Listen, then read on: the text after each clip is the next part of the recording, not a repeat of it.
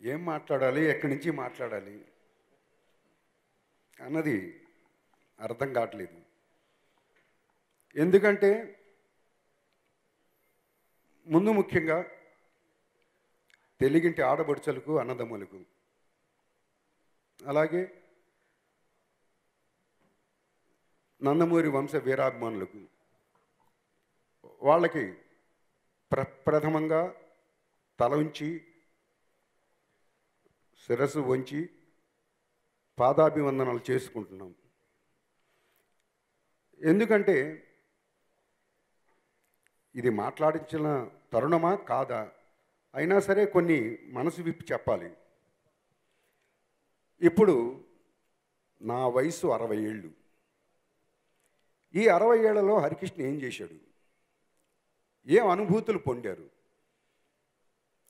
ఎవరు పొందలేని, ఎవరూ అనుభవించలేని అంటే ఆనంద సమయాలు ఒక మహానుభావుని, నందమూరి అంటేనే రామారావు గారు, ఆయన దగ్గర 30 ఏళ్ళు నేను పనిచేశాను. ఎన్ని అనుభూతులు! హిమాలయ శిఖరాన్ని మించిపోయినాయి. అంత గొప్ప అనుభూతి పొందినవాణ్ణి. ఎన్నో విజయాలు చూసాం ఆయనతో, ఎన్నో పోరాటాలు చూసాం. సినిమా రంగంలో విజయాలు చూసాం. ఒక పార్టీ పెట్టి పోరాటం చేసి దాంట్లోనూ విజయం చూసాం. ఇక ఆనంద సమయాలు సరే, వారి దగ్గర నుంచి పొందింది ఏంటంటే ఎనలేని నందమూరి వంశ వీరాభిమానులు పొందాం ఆయన దగ్గర నుంచి. వెల కట్టలేరు ఎవరైనా సరే. ఇంట్లో డబ్బు ఉందంటే ఇన్కమ్ ట్యాక్స్ వాళ్ళు వస్తారో లేకపోతే దొంగలు వచ్చి ఎత్తుకుపోతుంటారు. కానీ అభిమానం అన్నది ఎవరు తస్కరించలేనిది. అంత గొప్ప అభిమానులు ఆయన ఇచ్చెళ్ళారు ఆంధ్ర రాష్ట్ర ప్రజలందరినీ. నా బిడ్డలకంట అది గొప్ప అనుభూతి. ఇక 30 తర్వాత అది అనుభూతి పొందాను, చూశాను. ఇక 60వ ఏట అంటే నా బాబుతో ఏదో మాట్లాడుతున్నప్పుడు వచ్చింది. నా 60వ ఏట కన్నా ముందే 59 నుంచి 60కి వచ్చేటప్పుడు 59వ ఏట వీరిద్దరి సినిమాలు, హిట్ సినిమాలు చూశాను. ఒకటి టెంపరు, 2 పటాసు. సరే, అది 59కి. 60కి వచ్చేటప్పటికి పేరు జనతా గ్యారేజ్. నా రెండో బిడ్డ జూనియర్. నాకు మీకు 60 ఏళ్ళు వస్తున్నాయి కాబట్టి ఇది నా తరఫుగా గిఫ్ట్ అని చెప్పటం మరి అది ఒక ఆనందం. ఇక 60 వచ్చిన తర్వాత రెండో బిడ్డ హిట్ కొట్టబోతున్నాడు. ప్రజలచే హిట్ కొట్టబోతున్నారు. అది కూడా పూరి జగన్నాథ్ గారి ద్వారా. అదృష్టం. ఇక్కడ ఏంటంటే మనం ఒకటి ఆలోచించాలి. ఇద్దరు అన్నదమ్ములకి చేయటం ఒక పక్కన, ఇక్కడ పటాస్, టెంపర్, మరి అది పూరి జగన్నాథ్ గారిది. మళ్ళీ ఇక్కడికి వచ్చేటప్పటికి ఇజం అన్నది నిజంగా హిట్ కొడుతుంది. మరి నాకు నా రెండో బిడ్డ ద్వారా మరి నాకు అదొక బహుమతి, కానుక. కానీ ప్రజలు మీరందరూ ఆశీర్వదించాలి.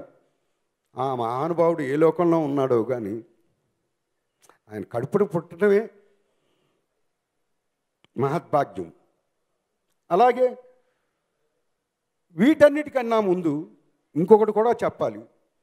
ఇక్కడ టెంపర్, ఇక్కడ పటాస్. హిట్కి ఆడియో ఫంక్షన్కి ఉండాల్సింది నా పెద్ద బిడ్డ జానకిరామ్. అనేవాడు, డాడీ ఇద్దరు హిట్స్ కొడుతున్నారు, ఇద్దరు హిట్స్ కొడతారు అని చెప్పి పాపం మర్నాడు ఆడియో ఫంక్షన్ ఉండగా కూడా అర్జెంటుగా ఆయన బయలుదేరి వెళ్ళటం, ఆయన అనంత లోకాలకి వెళ్ళిపోయారు. కానీ ఆయన ఆత్మ ఉంది, ఆయన మాట ఇంకా జీవించింది కాబట్టి ఆనాడు ఆయన దీవెనతో 2 సినిమాలు హిట్ అయినాయి. కాబట్టి పెద్ద పెద్ద ఆయన పైనుంచి ఆ మహానుభావుడు, ఇక్కడి నుంచి నా పెద్ద పెద్ద మాట ఉన్నాయి. ఈ సినిమా ప్రజలచ్చే హిట్ కొట్టించాలి, మీరందరూ ఆశీర్వదించాలి పిల్లలని మరొకసారి కోరుకుంటూ, అలాగే పూరి జగన్నాథ్ గారు హ్యాట్స్ ఆఫ్, బాగా చేయించారు. అలాగే మరి మ్యూజిక్ డైరెక్టర్ గారు అనూప్ గారు చాలా బాగుందయ్యా. ఎందుకంటే సంగీతం అన్నది ఒక మధురం. ఒక ఆర్టిస్టు ఎమోషన్గా చెయ్యొచ్చు, పోనీ కామెడీగా చెయ్యొచ్చు, ఏదైనా సరే సంగీతం ద్వారానే సగం అది బయటకు వస్తుంది. పాటలు సక్సెస్ అయినాయి, సాంగ్స్ హిట్ అయినాయి అంటే సగం సినిమా అది హిట్. కాబట్టి నీకు కూడా నేను కృతజ్ఞతలు తెలియజేస్తున్నాను. అలాగే బాబా గారు, షార్ట్ కట్గా నేను భాస్కర పట్ల గారు, చాలా బాగున్నాయి, చాలా బాగున్నాయి. బాబా భాస్కర పట్ల గారు అలాగే మంచి పాటలను అందించారు, మీకు కూడా నా కృతజ్ఞతలు. ఇక అలాగే ఆలి, ఇందాకేదో స్టేజ్ మీదే కాడిస్తా అన్నాడు, ఏం ఆడిలేదు, అయినా సరే మీ అందరికీ కృతజ్ఞతలు. అలాగే ఈ సినిమాలో తెర ముందు కానివ్వండి, తెర వెనక కానివ్వండి, పని చేసిన ప్రతి ఒక్కళ్ళకి నా కృతజ్ఞతలు నేను తెలియజేసుకుంటున్నాను. ఎందుకంటే ఆఫీస్ బాయ్ అంటాం, బాయ్ అంటే తక్కువ అని అనుకుంటాం కాదు. ఆయన ఎమోషన్ చేసినా ఏది చేసినా ఆ టైంలో ఆ ఇచ్చే మంచి టీతో ఎనర్జీ పెరుగుతుంది. కాబట్టి అలాగే ఒక డ్రైవర్ ఉన్నాడు, అతను రథసారథిగా బండి తీసుకెళ్ళాలి. మా తండ్రి గారు నేను డ్రైవర్గా పనిచేశాను, మరి ఆయన అంత బాగా చూసుకున్నాం. అలాగే ప్రతి యూనిట్లో ప్రతి వారు కానీ డ్రైవర్స్ కానివ్వండి, అందుకే నేను తెర ముందు తెర వెనక ఎవరైనా సరే మీ అందరు కూడా కృషి ఉంది, మీ అందరి కృషి కూడా ఫలితం చూస్తారు. సరే, ఇక దీనికన్నా ముందు పూరి జగన్నాథ్ గారి ఇంటికి వెళ్తే ఏం తీసుకుంటారండి అన్నారు. వారి సతీమణి గారు వచ్చి అంటే, అమ్మ మీరు ఇచ్చినా పర్లేదు కానీ మీరేం తీసుకుంటారు అన్నారు.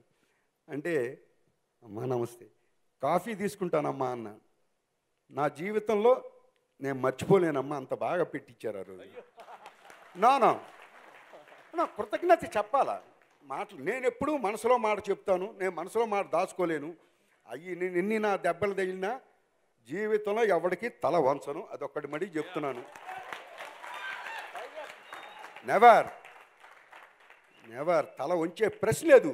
తల వంచే వాడినైతే నందమూరి తారక రామారావు కడుపును పుట్టుండేవాడిని కాదు. ఇవాళ ఆయన మాకు ఇచ్చింది తల వంచి బతకడం కాదు, కృషి చెయ్యి, కృషితో నాస్తు దుర్భిక్షం అన్నారు. అలాగే నా పిల్లలు కూడా ఆ బాటలో వెళుతున్నందుకు మరొకసారి పిల్లల్ని దీవిస్తూ, మరి అలాగే హీరోయిన్ గారు, వాటి పూర్తి పేరు నాకు రాదు కాబట్టి షార్ట్ ఫామ్లో చెప్పేస్తున్నాను, చాలా బాగా చేశారు.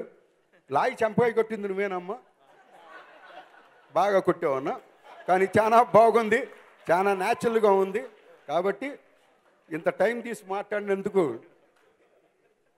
మరి మీరందరూ నన్ను క్షమించమని కోరుకుంటూ, మరి మన యాంకర్ గారి పేరు అనసూయ గారిని కూడా మర్చిపోకూడదు. ఎందుకంటే అందరినీ ఉత్సాహపరుస్తూ వారి వంతు వారు కూడా ఈ ఫంక్షన్లో పంచుకున్నందుకు మీకు కూడా నమస్కారం, అందరికీ నమస్కారం. Thank you. ఎన్టీఆర్ జిందాబాద్.